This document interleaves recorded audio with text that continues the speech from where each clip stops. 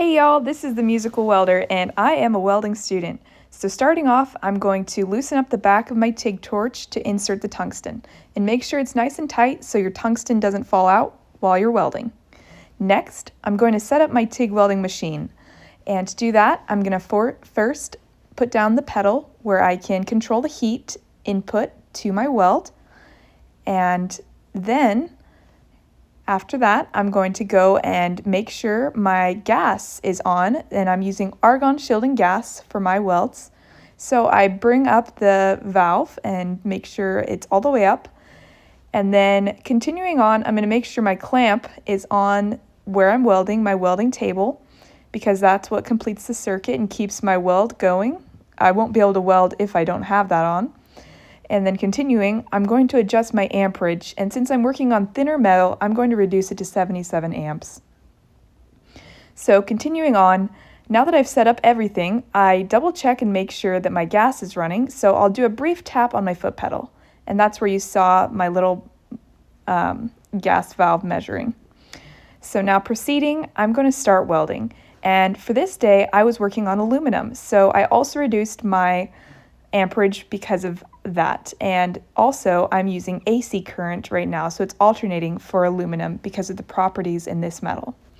So once I start putting the foot pedal on, it will complete the circuit and I can start welding.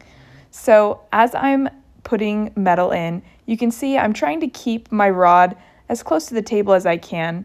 In this case, I probably could have lowered the rod just a little more to get less air coming in to pollute the weld. And these are called inclusions if you have any air bubbles in your weld. Now here I am working on lap welds and also connecting welds such as butt welds and also T-joints. So, and going on, this is stainless steel. As you can see, my heat input was a little too high. That's where you can see that the metal was burned. The shinier parts are the right amount of heat. And this is just another day in the life as a welding student. And I'm showing here that I'm working on a T-joint. And going forward, I use some Tillman gloves that are TIG welding gloves to protect my hands. And these welds here are butt welds, which means I'm just connecting the two pieces together. Now, of course, I also have, since I'm in school, an exhaust pipe that will pull away the gases so that I'm not as inhaling as much. And I really enjoy going to school and making new things. Here are some corner joints, and these are some simple low-carbon metal I'm working on, and there is a T-joint. And I love welding. It gives me so much relaxation and helps me learn so many new things. I really admire people who work in this field, and I hope that I can become excellent in this field as well.